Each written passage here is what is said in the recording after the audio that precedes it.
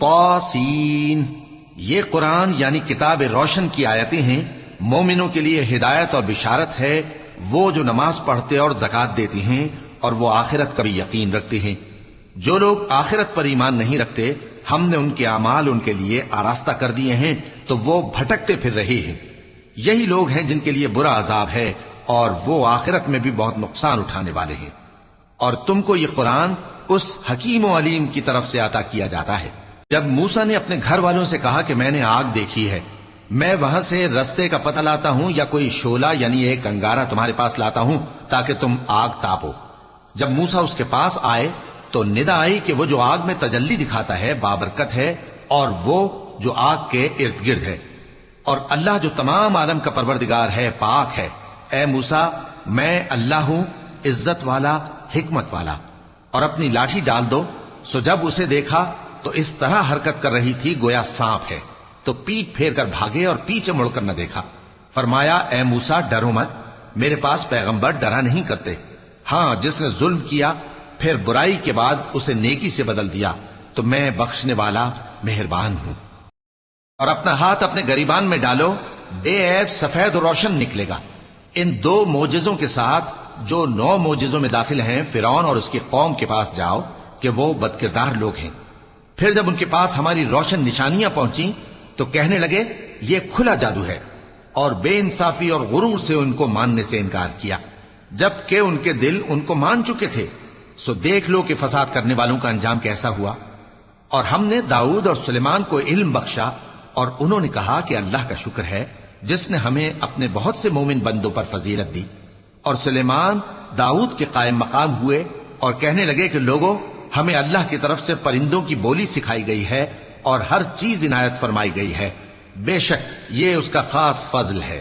اور سلیمان کے لیے جنوں اور انسانوں اور پرندوں کے لشکر جمع کیے گئے اور پھر ان کی جماعتیں بنائی گئیں، یہاں تک کہ جب چیونٹیوں کے میدان میں پہنچے تو ایک چیونٹی نے کہا کہ چیونٹیوں، اپنے اپنے بلوں میں داخل ہو جاؤ، ایسا نہ ہو کہ سلیمان اور اس کے لشکر تم کو کچل ڈالیں اور ان کو خبر بھی نہ ہو۔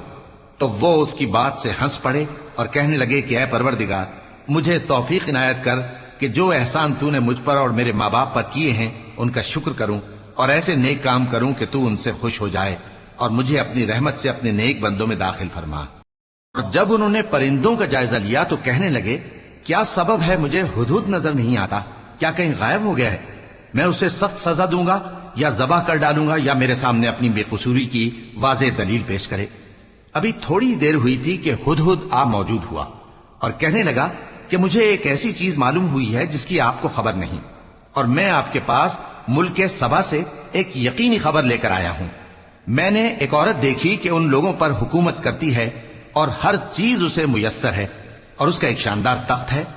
میں نے دیکھا کہ وہ اور اس کی قوم اللہ کو چھوڑ کر آفتاب کو سجدہ کرتے ہیں، اور شیطان نے ان کے اعمال انہیں آراستہ کر دکھائے ہیں اور ان کو رستے سے روک رکھا ہے، پس وہ رستے پر نہیں آتے اور نہیں سمجھتے ہیں کہ اللہ کو جو آسمانوں اور زمین میں چھپی چیزوں کو ظاہر کر دیتا اور تمہارے پوشیدہ اور ظاہر اعمال کو جانتا ہے، کیوں سجدہ نہ کریں؟ اللہ کے سوا کوئی عبادت کے لائق نہیں، وہی عرش عظیم کا مالک ہے۔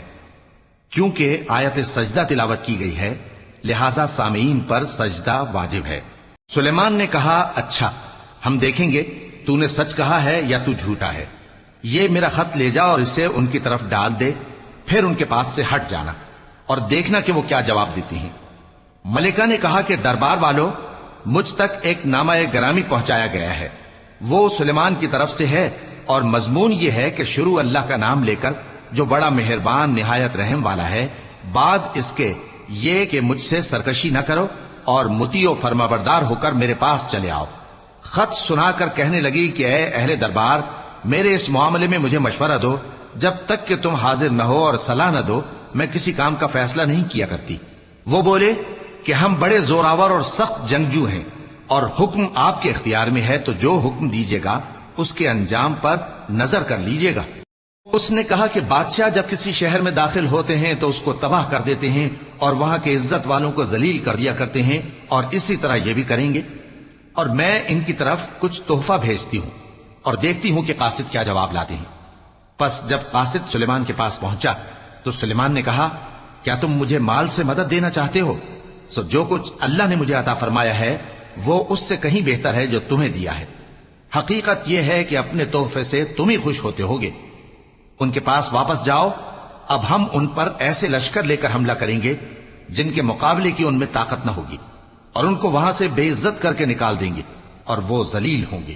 سلیمان نے کہا کہ اے دربار والو، کوئی تم میں ایسا ہے کہ قبل اس کے کہ وہ لوگ فرما بردار ہو کر ہمارے پاس آئیں ملکہ کا تخت میرے پاس لے آئے؟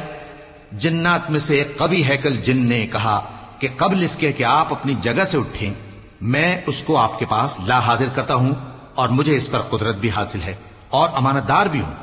ایک شخص جس کو کتاب الہی کا علم تھا کہنے لگا کہ میں آپ کی آنکھ کے جھپکنے سے پہلے پہلے اسے آپ کے پاس حاضر کیے دیتا ہوں۔ جب سلیمان نے تخت کو اپنے پاس رکھا ہوا دیکھا تو کہا کہ یہ میرے پروردگار کا فضل ہے تاکہ مجھے آزمائے کہ میں شکر کرتا ہوں یا کفران نعمت کرتا ہوں، اور جو شکر کرتا ہے تو اپنے ہی فائدے کے لیے شکر کرتا ہے، اور جو ناشکری کرتا ہے تو میرا پروردگار بے نیاز ہے، کرم کرنے والا ہے۔